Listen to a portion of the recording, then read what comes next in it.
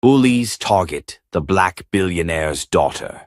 What she did on stage left. Everyone speechless. The microphone trembled slightly in Kennedy Pierce's hand as she stepped into the blinding spotlight. The auditorium was packed. Parents, students, teachers, every seat filled. Her heart thudded so hard she thought the sound system might pick it up. But she kept walking, head high, eyes forward, sequined performance dress glittering under the stage lights. A low laugh rippled through the front rows. Kennedy didn't need to look. She knew the sound. The same trio of girls from her advanced arts class, Chloe, Megan, and Taylor, had followed her every step since sophomore year. Their favorite hobby? Reminding her in whispers and giggles that she didn't belong. "Careful, Kennedy," Chloe had hissed behind her earlier. Wouldn't want the stage to collapse under all that entitlement. Another chuckle. Do billionaire daughters even know what it's like to work for something? Kennedy had smiled then. Just like now, but it was the kind of smile you wore like armor, not joy. She paused at center stage. The crowd quieted. Then a piercing sound cut through the hush. The big screen above the stage flickered, and to everyone's horror, a grainy video began to play. It was Kennedy, alone, in the locker room, singing, vulnerable, raw. The sound quality was poor, but her voice, full of power and soul, filled the auditorium. Then came the laughter, not from the crowd, but from the video itself. Chloe's voice, Megan's, Taylor's. Who does she think she is? Beyoncé? Please, she sounds like she's choking. You should post it. Instant fame. Gasps echoed around the room as people realized what was happening. Kennedy's private moment had been stolen, weaponized, and broadcast to humiliate her in front of the entire school. Ms. Alvarez, the arts director, scrambled toward the control booth. "Shut it off," she snapped. But the damage was already done. Kennedy stood frozen. Then she exhaled. She took a single step forward, still holding the mic. Her voice, steady, clear, and deliberate, cut through the tension. "Well, since everyone's already heard me sing in secret, I guess I might as well do it live." A stunned silence, and then she began. No music, no backing track, just her voice. But this time it wasn't raw. It was refined, trained, rich with emotion. The entire room held its breath as Kennedy transformed humiliation into a performance that crackled with electricity. Her voice soared, dipping into jazz riffs and soul tones that wrapped around the stunned audience. Somewhere near the back, a father stood. Terrence Pierce, black tech billionaire, founder of Horizon AI. He had slipped into the room just as the video had started and now stood motionless, jaw clenched, as his daughter reclaimed her stage. After the final note, silence. Then, an eruption of applause. Even some teachers stood. Others sat stunned. Kennedy didn't bow. She simply handed the mic to Ms. Alvarez and walked off stage, chin high. In the green room, she finally allowed her hands to tremble. Her best friend, Maya, rushed in. "Are you okay?" "Kennedy, what they did, I'm fine," Kennedy said quietly. "But they're not going to be." Across campus, Chloe, Megan, and Taylor huddled together in the hallway, whispering frantically. They hadn't expected the video to go viral, or the backlash. Students were already reposting Kennedy's live vocals, comparing them to the cruel leaked version.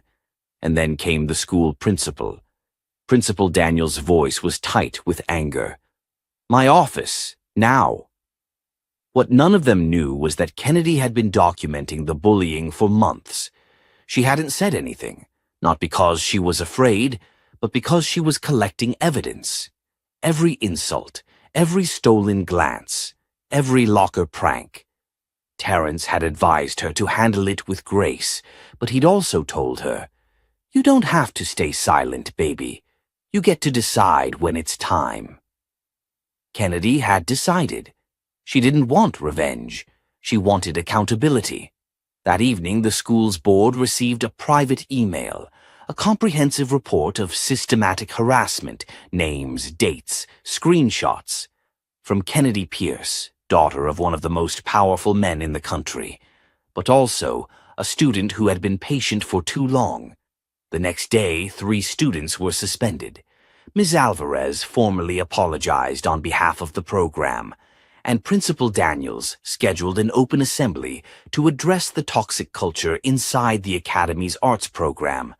But it wasn't over, because Kennedy wasn't done. Her story had gone viral not because she was a billionaire's daughter, but because she had stood on stage, humiliated, and turned it into triumph. And now she had been invited to sing at a televised youth summit on social justice in the arts. What she had to say was only just beginning.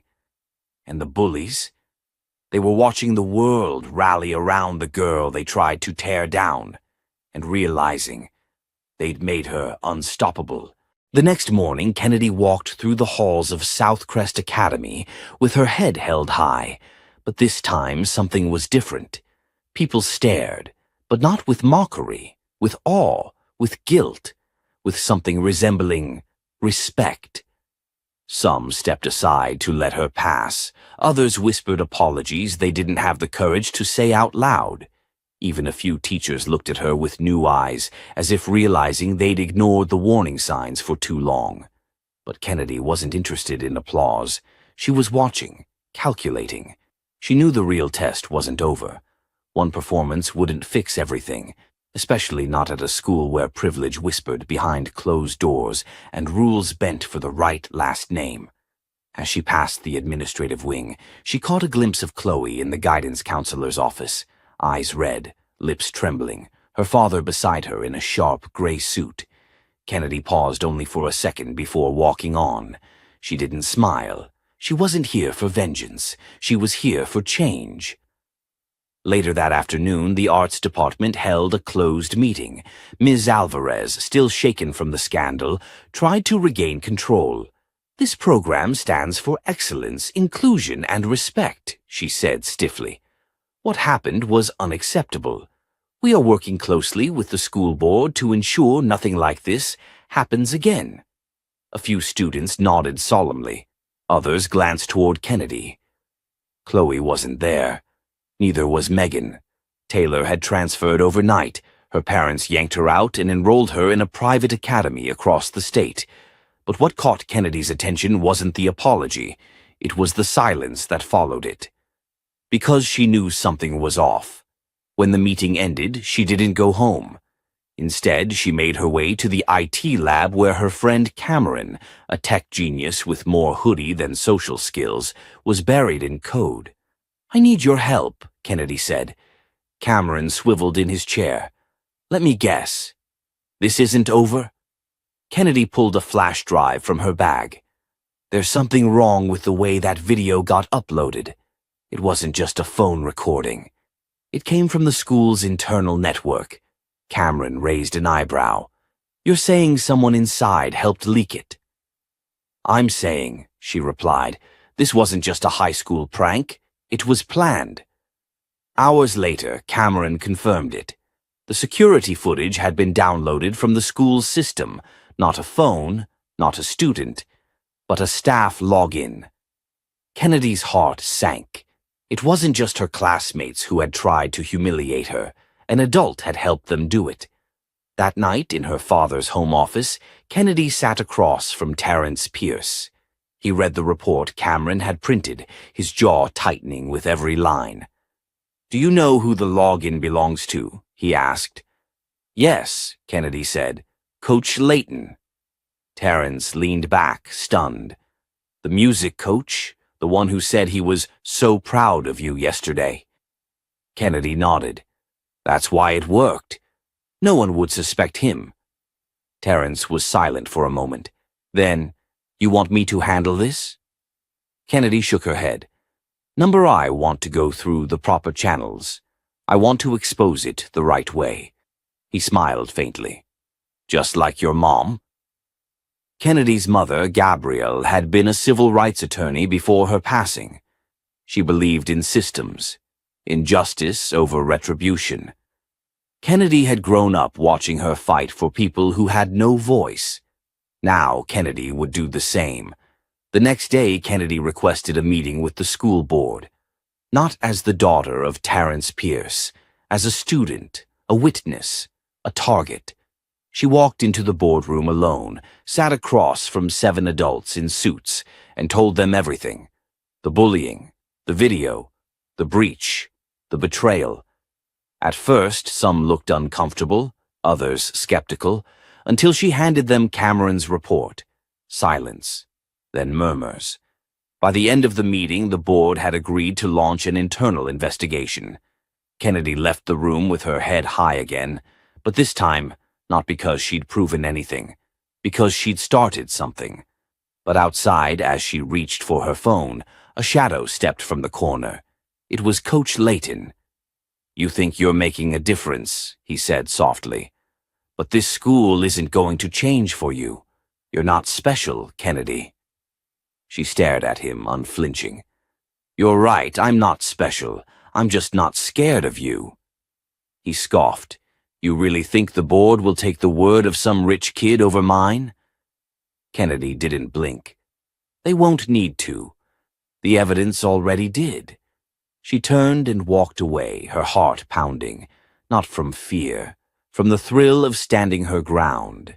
That night, the board suspended Coach Layton pending investigation. His access to school systems was revoked. The news spread like wildfire. But Kennedy knew this wasn't victory. Not yet. Because if a teacher could betray her so easily, how many others were complicit in silence? She was beginning to see that her fight wasn't just against bullies, it was against a system built to protect them, and she wasn't done tearing it down. The fallout from Coach Layton's suspension rippled through Southcrest Academy like a shockwave. Some students acted like nothing had happened. Others were visibly shaken, especially those who had once laughed behind Kennedy's back. A few even tried to talk to her in the hallways, timid hellos, half-hearted compliments. But she ignored them, not out of pride, but clarity. She knew which voices were silent when it mattered. At lunch, Kennedy sat alone near the window, phone buzzing with media alerts. Her story had leaked, not by her doing, but from a parent on the school board who'd tipped off a local reporter. The headline read, "Billionaire's daughter exposes bullying, corruption at elite academy." She hated the word billionaire in that context. It wasn't about the money. It was about the principle. Cameron slid into the seat across from her with a laptop. "You're trending again," he said, flipping the screen to show Twitter feeds full of outrage, admiration, and skepticism. Kennedy frowned. "What's that one?" Cameron zoomed in. A burner account posting anonymous screenshots, heavily edited, to make Kennedy look like she staged the bullying for attention. The handle was at truthovertitles. "They're calling you a plant," Cameron said quietly, "saying your dad paid off the board to frame Coach Layton, that you faked the tears for the spotlight." Kennedy felt the familiar chill of injustice crawl up her spine. She clenched her jaw. "They're trying to rewrite the story before it's finished." And just like that, she knew this wasn't just about Southcrest anymore. That evening at home, she sat with her father in the kitchen. Terrence was slicing lemons into his water like always, meticulous and calm, but his eyes betrayed his concern. "I've seen this before," he said. "When people don't like the truth, they smear the source." Kennedy looked at him. "What do I do?" "You stay loud, stay smart, and you don't fight fire with fire. You fight it with facts." Her phone buzzed, another alert. She glanced at the screen and froze.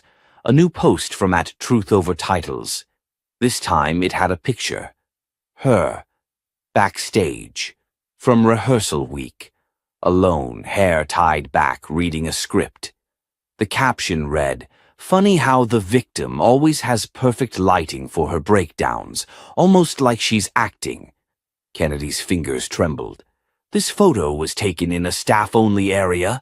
How would anyone outside faculty have access to this? Terrence leaned in. That's not just an anonymous troll. That's someone with access, someone inside. The realization crashed down like thunder. The person trying to discredit her wasn't some bored outsider. It was someone within the school, possibly faculty, possibly another student with connections. She needed help.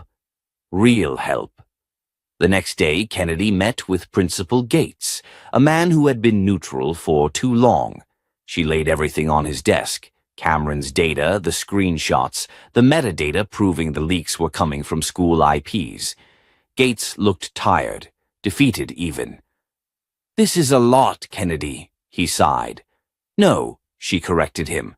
"This is exactly what happens when no one pays attention." He looked at her for a long moment, then nodded. "I'll authorize a digital audit." Quietly. But Kennedy wasn't done. That afternoon she spoke with Ms. Alvarez again, this time not as a teacher but as a witness. "I need the list," Kennedy said, "of everyone with backstage access last week, staff, volunteers, upper-class mentors." Ms. Alvarez hesitated. "That's confidential, Kennedy." "It's connected to the leaks," Alvarez blinked, then slowly reached into her file drawer and slid a printed roster across the table. Kennedy scanned it. One name jumped out. Megan Hawthorne, Chloe's best friend, the one who cried crocodile tears when everything fell apart, the one who swore she didn't know it would go that far. But Megan had volunteered to help backstage the week of the performance, and Megan's older brother was in IT for the school district. Kennedy stared at the name, heart pounding. She had her suspect. That night she texted Megan. Asked to meet. Neutral ground, a small cafe near campus. Megan arrived with her designer bag and carefully rehearsed concern. "I didn't expect to hear from you," she said, feigning innocence. "I wanted to ask you something," Kennedy said, watching her closely. "Were you in the tech booth at any point during rehearsals?" Megan blinked. "No, maybe once? To drop off a water bottle for Coach Layton." "Why?" "Because someone's been leaking photos, and metadata traces them to a school account, one that accessed the tech booth cameras." Megan's fingers tightened around her iced latte. "Why are you asking me?" "Because your brother works in the district, because you had access, and because someone is trying really hard to make me look like a liar." Megan's voice dropped. "You think I'd risk everything to... what? Ruin your name?" Kennedy leaned in. "I think you didn't like that your little clique got exposed, and you wanted to take the spotlight back." Megan stood up abruptly. "You have no proof." But Kennedy didn't flinch. "Not yet." Megan stormed out, slamming the door behind her. Later that night, Cameron forwarded her an alert. A new file had just been deleted remotely from a school server. The username? Registered under Megan's student ID. He managed to recover a fragment before it was wiped completely. It was a video. Raw, unedited. Footage of Chloe rehearsing lines in the tech booth, mocking Kennedy behind her back. The same angle the @TruthOverTitles page used. Kennedy had her proof, but she didn't post it, not yet. Because the game had changed. They were trying to drag her into the mud. She was going to drag the whole system into the light. It started with a whisper in the auditorium hallway. Kennedy was sitting outside the rehearsal room, scrolling through the recovered footage again. The weight of it hadn't eased. It was proof, yes. But she didn't want revenge. She wanted truth. She wanted change. But no one had stepped forward. Not Chloe, not Megan, and certainly not the administration, who now seemed more focused on damage control than justice. Inside the auditorium, Ms. Alvarez was calling roll for the cast. The spring talent showcase was only 2 weeks away. A tradition at South Crest, it was where students displayed original performances, music, spoken word, dance. This year, Kennedy was set to perform a monologue. She'd chosen a piece by Lorraine Hansberry, but as she sat on the hard bench, an idea started to form, something sharper, riskier, personal. Cameron jogged up, out of breath, holding his phone.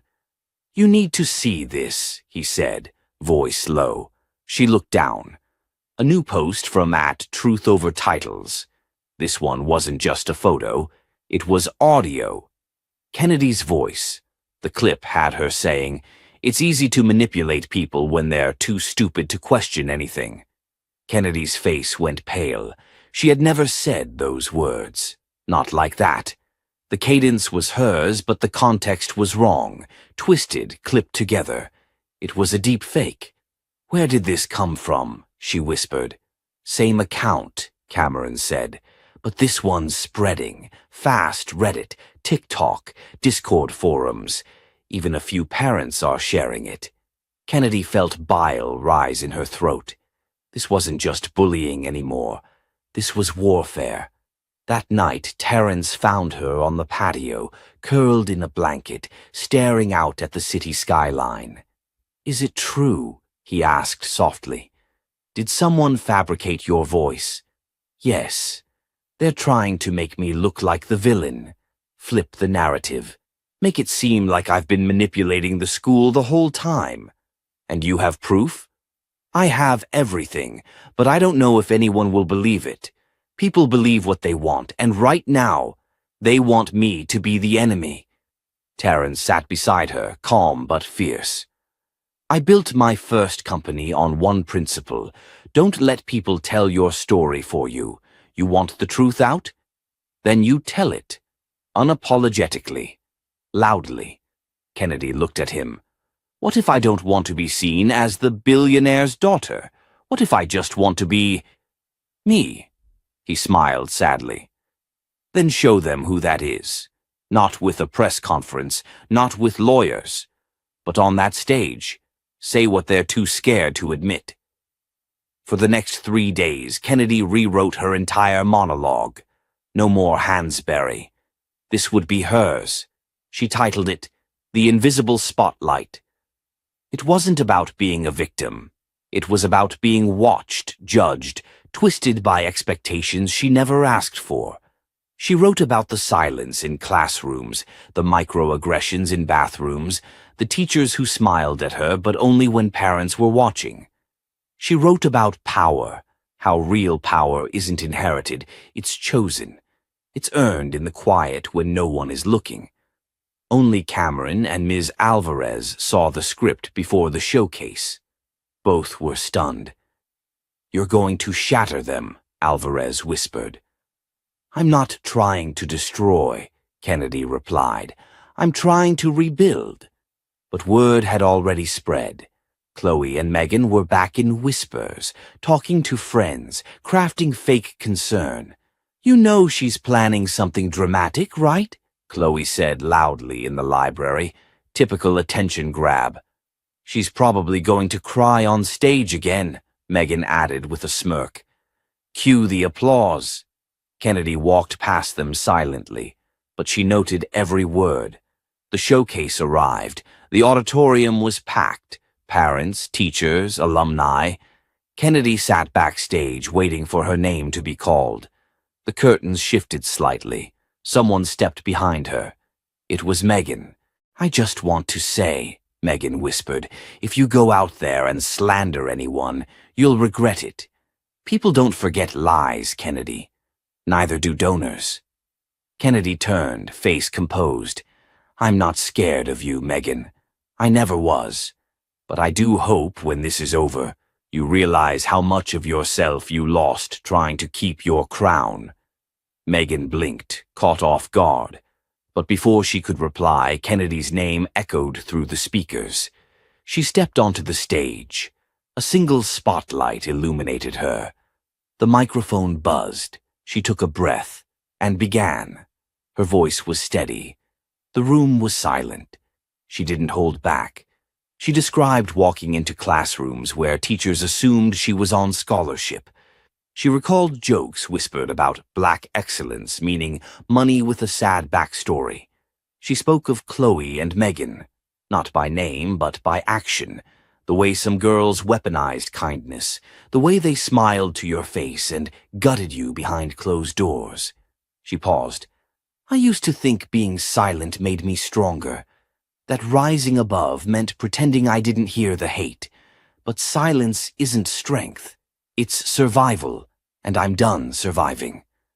There was a beat of silence, then applause, hesitant at first, then thunderous. Kennedy stood motionless. Across the crowd, she spotted Chloe's face, frozen, jaw tight. Megan's too. But it wasn't just the students reacting. Principal Gates was on his feet.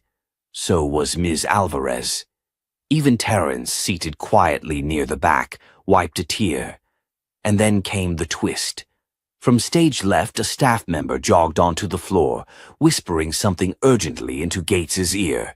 Gates paled, then spoke into the mic. Ladies and gentlemen, please remain seated. We have just been informed of a significant development involving digital misconduct on school servers. The auditorium buzzed. Kennedy's breath caught, and she knew. The truth had finally caught up with the lies, but the firestorm had only begun. The principal's announcement dropped into the auditorium like a bomb. The crowd stirred, murmurs swelling into confusion. Kennedy stood frozen under the spotlight, her chest rising and falling as her heart pounded. She hadn't expected this, not yet. The timing felt surreal. Principal Gates cleared his throat and continued. There has been a credible breach of our school's digital infrastructure. Anonymous footage and digitally altered content have been traced back to student devices. An internal investigation is underway, and legal authorities have been contacted. The words hung in the air. Faces turned toward each other, students whispering, parents pulling out their phones. Chloe's posture stiffened in her seat. Megan's face lost all color. Kennedy stepped off stage slowly, almost dazed, as the room erupted into a flurry of reactions. Ms. Alvarez intercepted her backstage. You were phenomenal, she said, gripping Kennedy's arms. Whatever happens next, that performance mattered. You shook them. Kennedy tried to speak, but her voice was caught somewhere between disbelief and exhaustion. Later that night, as rain tapped softly against her bedroom window, Kennedy sat in silence while Terrence stood across from her with folded arms. He had just gotten off a call with a private investigator he'd discreetly hired weeks earlier, someone who had confirmed what no school administrator had dared to admit. It was Chloe, Terrence said flatly. Her father's company built the cloud servers for Southcrest. She had access. Administrative-level access. Kennedy blinked. You're saying she didn't just post the fake clip, she created it? With help, someone at her dad's office, and Megan distributed it. They thought they were being clever, encrypting file names, bouncing IPs, but not clever enough. Kennedy felt rage knot in her stomach, not just for herself, but for every student who had ever been targeted and silenced. I'm not going to let them get away with this, she said. Terrence leaned forward. And you won't. But listen to me, Kennedy. You need to do this your way, not mine. Not through lawyers. Through truth. Through integrity. Whatever you decide next, make sure it's something you can live with. The next morning, Kennedy arrived at school wearing black slacks and a simple gray blouse. Her hair was pulled back tight and there were no accessories, no makeup, no armor, just her. When she entered the main hallway, the students parted like a tide. Whispers followed her, some curious, some admiring, others resentful. Chloe and Megan stood near their lockers, pretending to talk about something trivial, but their eyes tracked Kennedy like prey. She passed them without a glance. By second period, the news had fully broken. Southcrest's internal investigation report had leaked online. It contained damning evidence, screenshots of metadata, server logs, even internal messages between Chloe and Megan planning the sabotage. Chloe was suspended indefinitely, Megan expelled. But the fallout didn't stop there. Local media outlets got wind of the scandal. The story was framed as a cautionary tale about cyberbullying, race, and privilege in elite private schools. Suddenly, Kennedy's name was trending, not just as a victim, but as a young woman who had stood firm in the face of a sophisticated takedown campaign. Chloe was suspended indefinitely, Megan expelled. But the fallout didn't stop there. Local media outlets got wind of the scandal. The story was framed as a cautionary tale about cyberbullying, race, and privilege in elite private schools. Suddenly, Kennedy's name was trending, not just as a victim, but as a young woman who had stood firm in the face of a sophisticated takedown campaign. That afternoon, Kennedy was summoned to a special student assembly. She had barely stepped into the auditorium when the entire student body erupted in applause. Not the polite kind, the real kind. Thunderous. Lasting. She was ushered on stage alongside Principal Gates and the school board chair, an older woman named Helen Kingsley, who looked both somber and proud. Helen spoke first. Today we acknowledge what should have never been in question, that every student deserves safety, respect, and justice, no matter their background, no matter their last name. She turned to Kennedy. You reminded us what strength looks like. Kennedy stepped forward. She hadn't planned to speak, but the moment demanded it. I don't want to be remembered for what happened to me, she said into the microphone. I want to be remembered for what I did with it, for using my voice when silence was easier, and for refusing to let anyone else write my story. The crowd rose to its feet. From the corner of the room, Kennedy spotted Ms. Alvarez wiping a tear. Backstage, as students milled about, someone approached her. It was Emily, a freshman girl who Kennedy had seen being teased earlier that year. She spoke softly. Thank you for not staying quiet. You gave the rest of us permission not to either. Kennedy smiled, finally understanding what her father meant. Power wasn't money. It wasn't legacy. It was using what you had to pull others up with you. That evening, back at home, she curled up on the couch beside Terence. For the first time in weeks, she felt light. You know what's funny? She said, looking at him. What? I thought the scariest part would be the truth coming out. But it wasn't. Terence raised an eyebrow. It was realizing I had the strength to face it. He smiled. You didn't just face it, Kennedy. You changed the game. But neither of them saw the email waiting in her inbox. An invitation. From a national speaking summit. Topic, the power of youth in digital justice. And Kennedy Rhodes was the keynote speaker.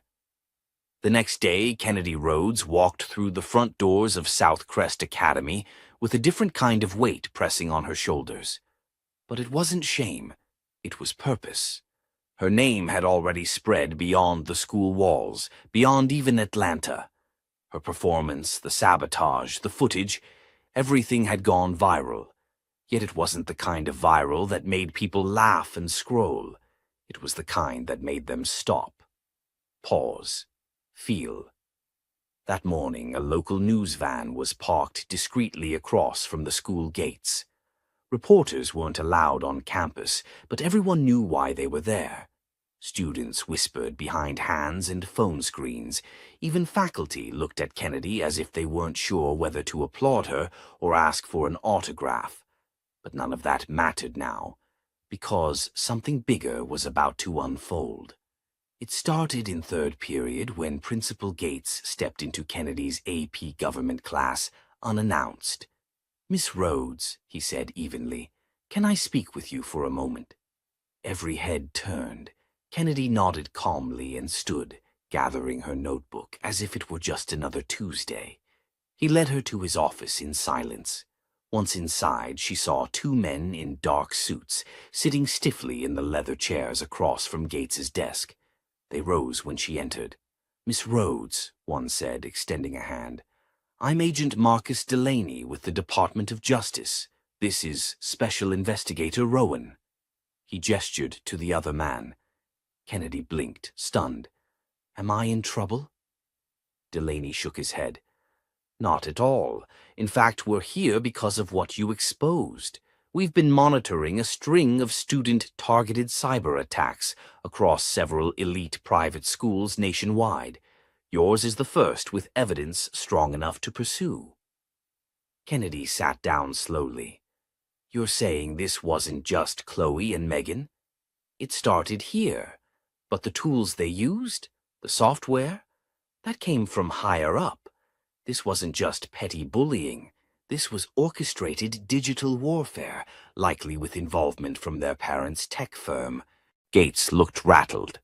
"We had no idea it was that deep," Delaney continued.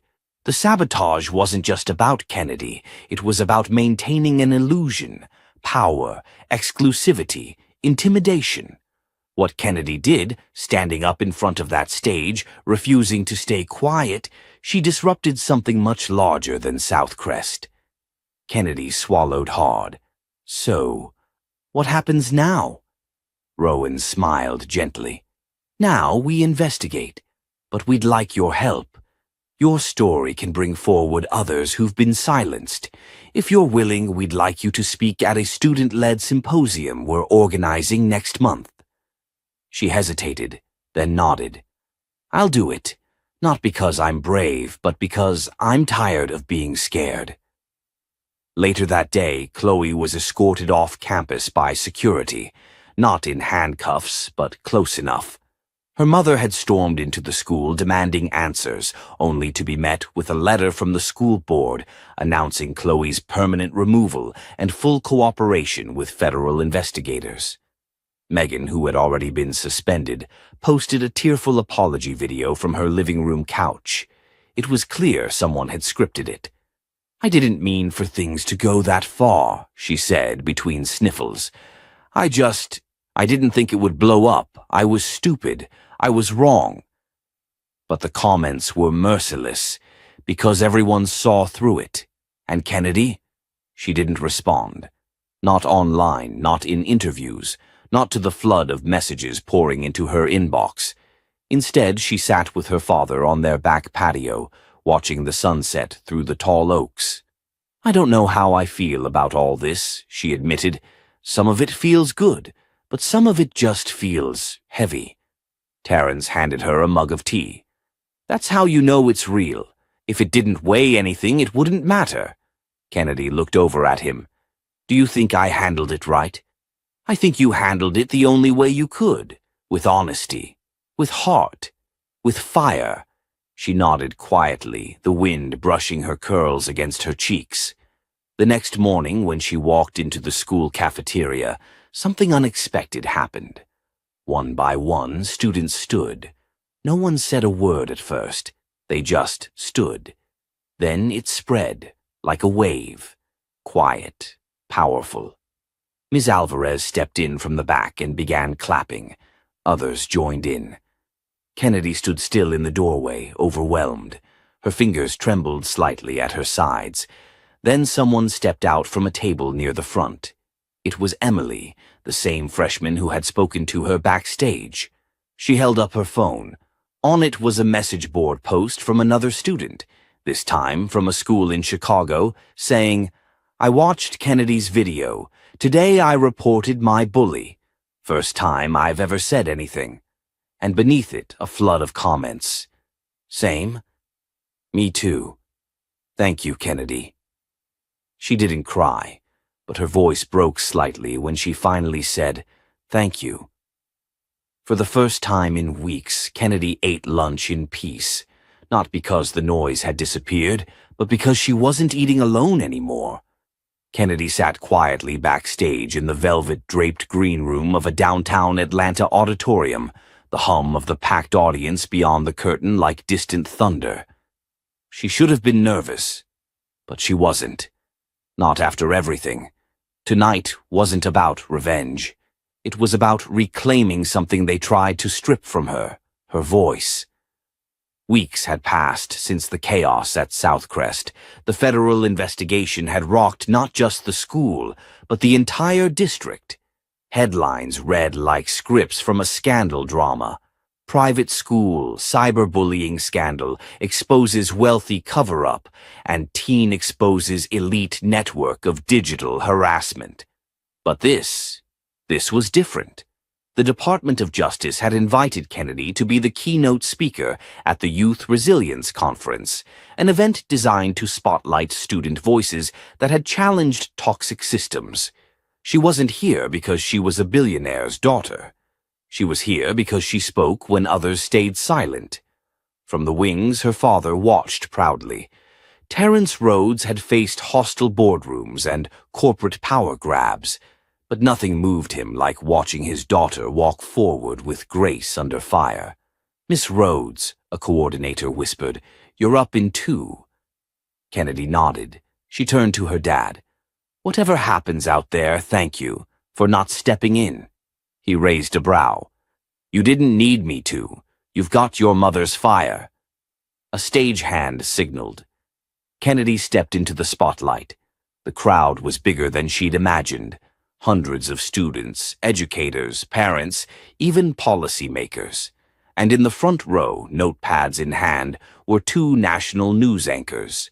She walked to the podium, adjusted the mic, and let the silence sit for a beat. "My name is Kennedy Rhodes," she began, her voice strong. "And a few months ago I thought silence was safer." There wasn't a breath out of place in the audience. I let people laugh when I didn't understand the joke. I let them talk over me, talk about me, rewrite who I was without ever asking me. I stayed quiet because I thought I had to earn the right to be seen. She paused. But the moment I stepped on that stage during the Southcrest Winter Showcase, I realized something. Silence doesn't keep you safe. It keeps you small. Murmurs rippled through the audience. You know what hurt the most? It wasn't the sabotage, it wasn't the rumors.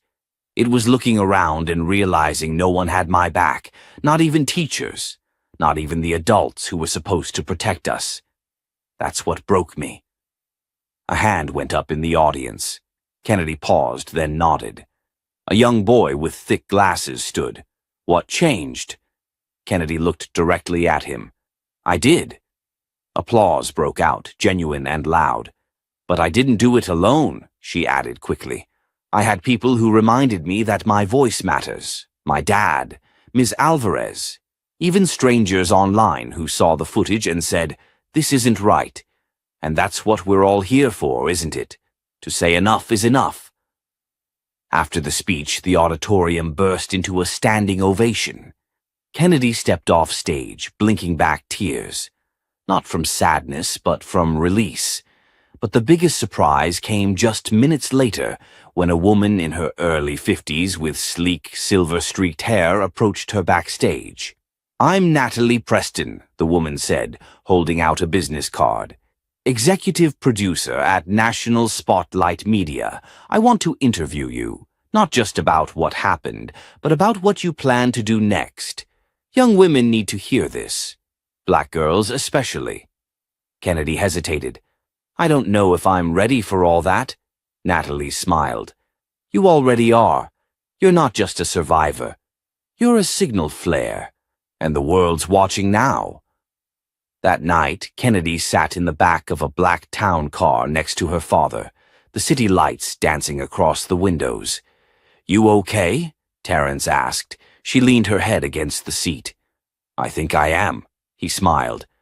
"Then let's get ready." Because this was just the opening act.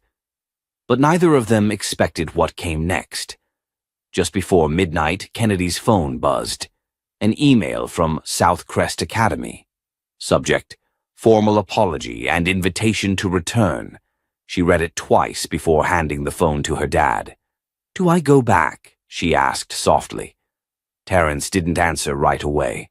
Finally, he said, "Only if you're walking in on your terms." Kennedy turned to look out the window. "I won't walk in alone," she said.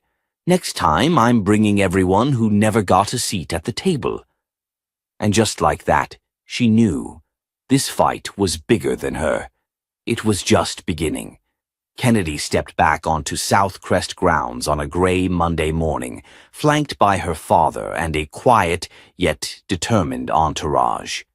Miss Alvarez, her former music teacher, reinstated after being cleared of all wrongdoing, and 2 new diversity equity officers assigned to the school following the investigation. The entire student body stood in a hushed line outside the main hall. They hadn't been told what was happening, only that there would be an important announcement. Principal Whitaker stood stiffly at the podium. His usual smug demeanor had been replaced with something brittle, like a man who finally realized his power wasn't absolute. He cleared his throat. "Today," he began, eyes scanning the crowd, "we welcome back a student who taught us all a lesson about integrity, courage, and the importance of accountability." Kennedy didn't wait for him to finish. She walked up beside him and gently took the mic. "Thanks, Principal Whitaker, but I'll take it from here."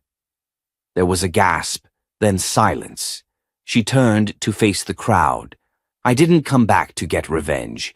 I came back to rebuild something better. Because South Crest isn't just a school, it's a mirror. And for a long time, that mirror only reflected a certain type of success, a certain type of student, a certain type of story." She paused. Students were leaning forward now, drawn in. "But I'm not here to fit into that story. I'm here to rewrite it."